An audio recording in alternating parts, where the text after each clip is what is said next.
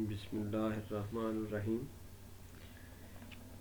हमारा आज का टॉपिक सेक्शन 89 है, जो है रेस्टोरेशन ऑफ अटैच्ड प्रॉपर्टी, उससे मुतल्लक है। If within 2 years from the date of attachment, यानी अटैचमेंट के 2 साल के अंदर, एनी पर्सन, कोई शख्स whose property is or has been at the disposal of the principal government under subsection 7 of the section 88 appears voluntarily or is apprehended and brought before the court by whose order the property was attached, यानी वो बंदा जिसकी property attach हो गई थी, या वो बंदा पकड़ कर पेश किया जाता है उस कोर्ट के ऑर्डर से जिसने उसकी प्रॉपर्टी अटैच की है, या वो वॉलेंटरीली पेश हो जाता है अदालत में, ठीक है जी, जिसकी प्रॉपर्टी अटैच हुई थी। Or the court to which such court is subordinate, या उस कोर्ट में वो बंदा पेश हो जाता है जिस कोर्ट के वो जो कोर्ट है जी, to which such court is subordinate, यानी उस कोर्ट में पेश हो जो ऊपर वाली कोर्ट की सबॉर्डिनेट है।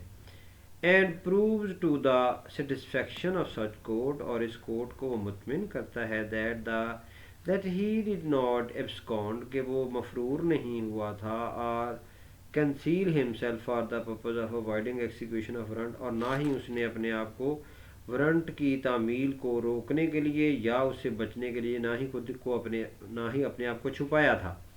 And that he had not such notice of proclamation as to enable him to attend within the time specified therein, और ना ही उसको प्रोक्लेमेशन का पता चला था ताकि वो अपने आप को कोर्ट में पेश करता मतलूबा टाइम में। सच प्रॉपर्टी, तो ऐसी प्रॉपर्टी को क्या किया जाएगा?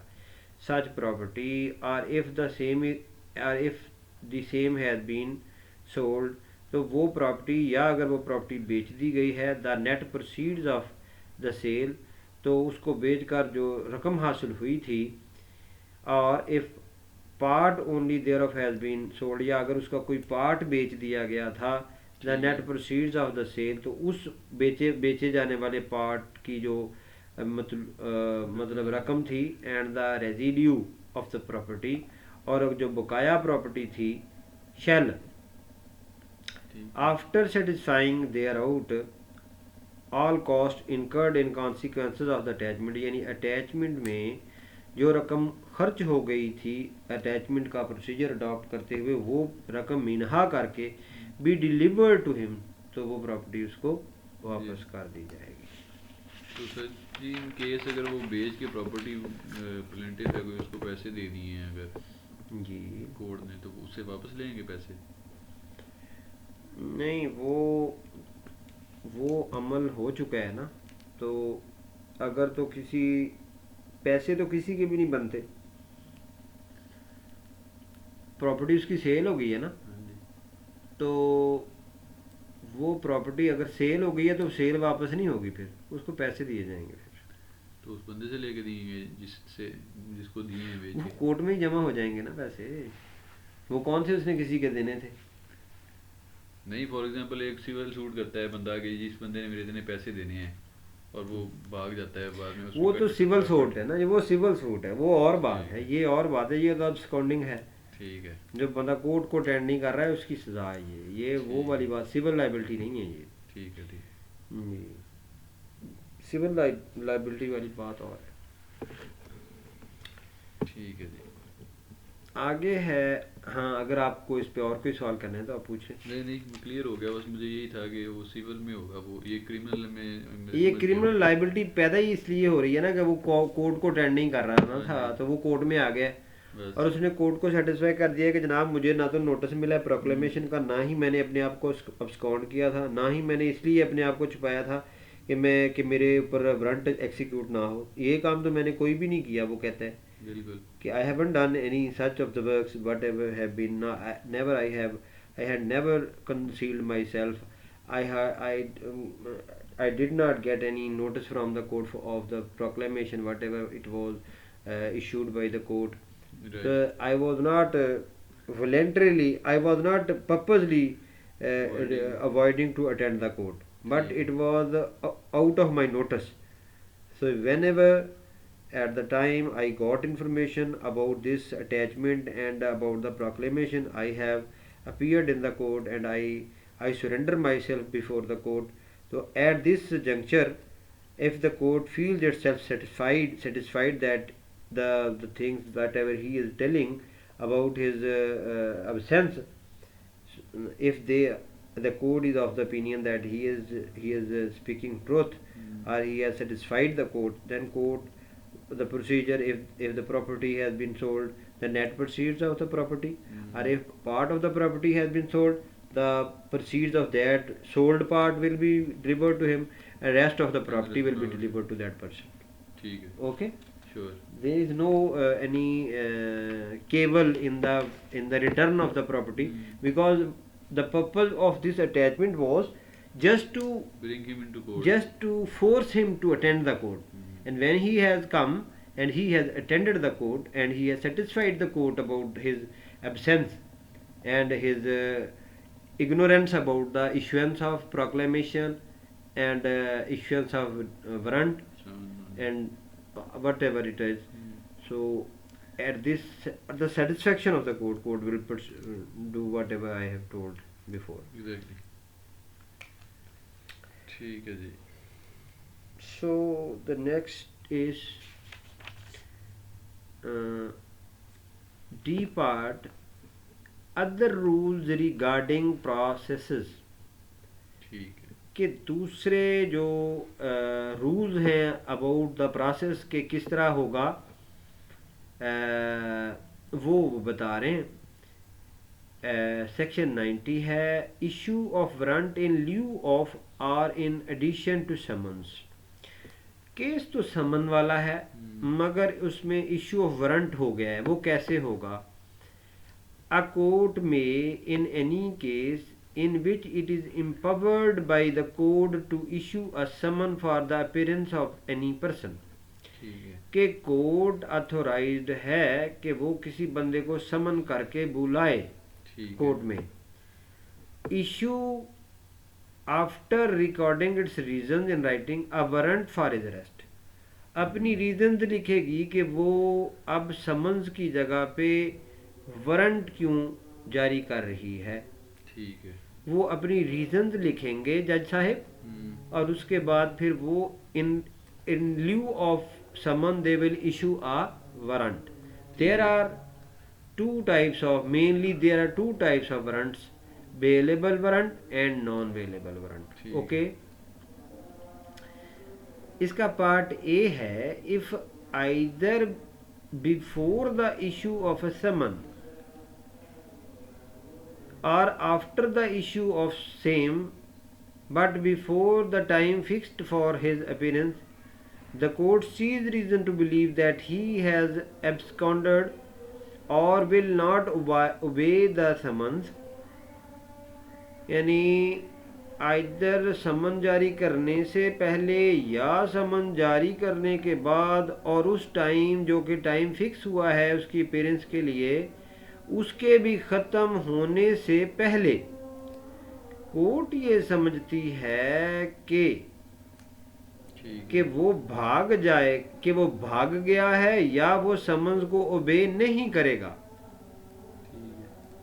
इसमें हसीब भाई जो इम्पोर्टेंट बात है वो है कि recording it's reasons in writing लिख के बताएगी. without recording the reasons for doing so, court is not authorized to issue a warrant instead of summons, because it is penalizing.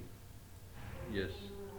When the court is issuing arrest warrant, so it is a matter of humiliation for any respectable citizen.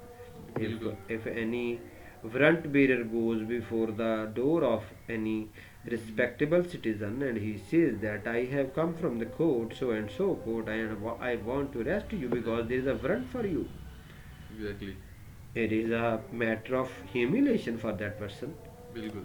So to adopt a method of issuing warrant court will write reasons for doing so.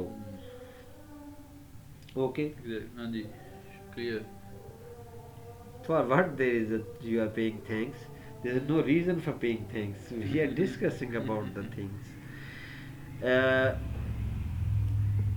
So what they will do, will not obey the summons, कि वो समन को obey नहीं करेगा या वो भाग चुका है, ठीक है, has absconded, भाग गया है, ठीक है। बी पार्ट ये कहता है if at such time he fails to appear, और या इस टाइम के दौरान वो नाकाम हो गया है अपने आप को कोर्ट में पेश करने के लिए, and the summon is proved to have been duly served in time to admit of his appearing in accordance therewith, and no reasonable excuse is offered for such failure. What they are saying, if at such time, और अगर इसे ऐसे time पर he fails to appear, वो नहीं आता है, and the summon is proved to have been duly served in time, ठीक है।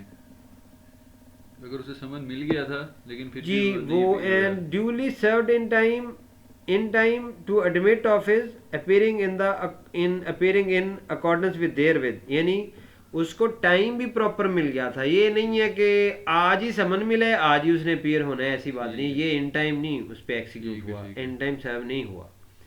कम से कम उसे 2-3-4 दिन मिल जाएं, उसको उसने कोर्ट में आना है, और अल्टीमेटली वो अगर कोर्ट में आता है वो अपना एडवोकेट भी इंगेज करेगा, तो उसको थोड़ा टाइम इस सिलसिले में मिलना चाहिए। तो वो ये लाइन जो 3 लफ्ज़ इस्तेमाल उन्होंने किए हैं कि proved to have been duly served, ठीक है, कि ड्यूली सर्व हुआ था इन टाइम,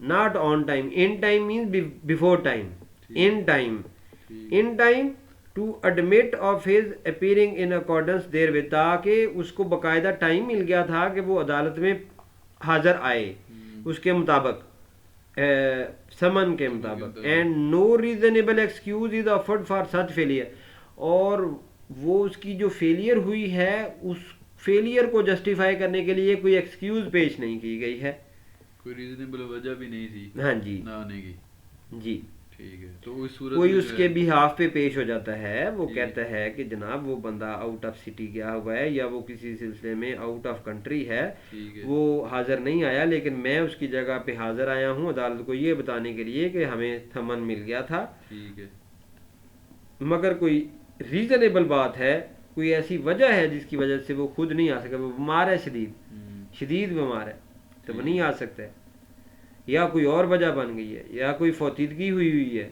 या वो खुद बंदा जो है वो इतना अलील है कि वो कहीं एडमिट है किसी हॉस्पिटल में। ये सारी रीजंस हैं, बिल्कुल रीजनेबल रीजन है, हाँ जी, ये ठीक है, कंसिडरेबल रीजंस हैं, ठीक तो है। वो कोर्ट कंसिडर करेगी। ठीक है, तो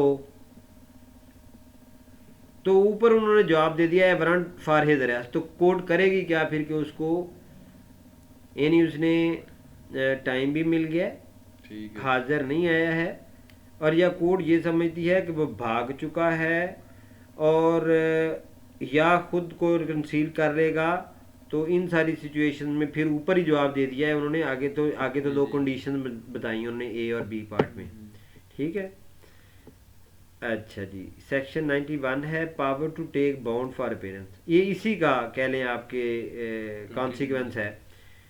when any person for whose appearance or arrest the officer presiding in any court is empowered to issue a summon or warrant, यानी समन है या वारंट है, दोनों ही सूरतें हैं।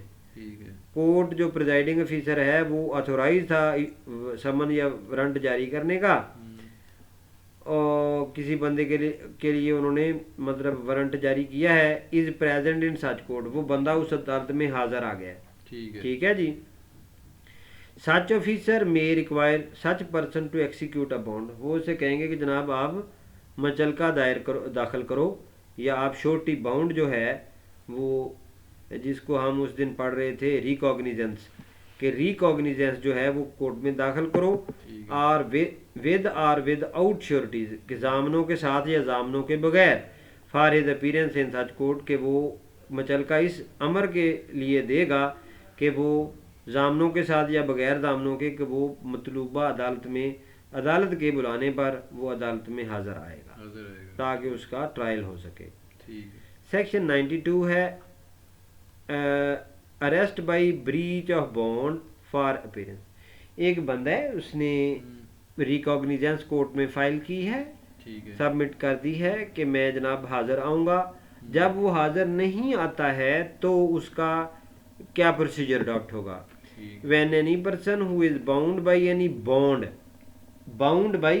बॉन्ड, जब वो अपने किसी मुचलके का बंद है, टेकन अंडर दिस कोड, जो कि इस ज़ाब्ता फौजदारी के तहत उससे लिया गया है, to appear before a court, कि वो कोर्ट के सामने हाजिर आएगा, इस माद में उससे मुचलका लिया गया है, डज नॉट सो अपीयर, और वो अदालत में पेश नहीं आता है।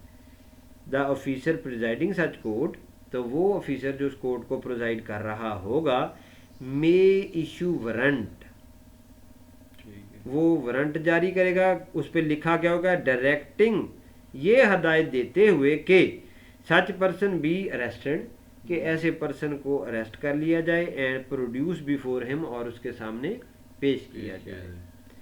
अगली सेक्शन भी हम पढ़ लेते हैं, फिर हम इसका अगला से करेंगे सेशन। सेक्शन 93 है provisions of this chapter generally applicable to summons and warrants of arrest. ये जो इस चैप्टर की जो प्रोविजंस हैं वो समन्स पे और वारंट पे दोनों पे लगेंगी। The provisions contained in this chapter, यानी इस बाब के अंदर जो प्रोविजंस हैं relating to summons and warrants, जो कि समन्स और वारंट के मुतल्लिक हैं, ठीक है, एंड देयर इशू, और उनके जारी होने से मुतल्लिक जो प्रोविजंस हैं, सर्विस, उनके भेजे जाने से मुतल्लिक हैं, और एक्सिक्यूशन और तामील के मुतल्लिक जो हैं सारी provision shall so far as may be apply to every summons and every warrant of arrest issued under this code.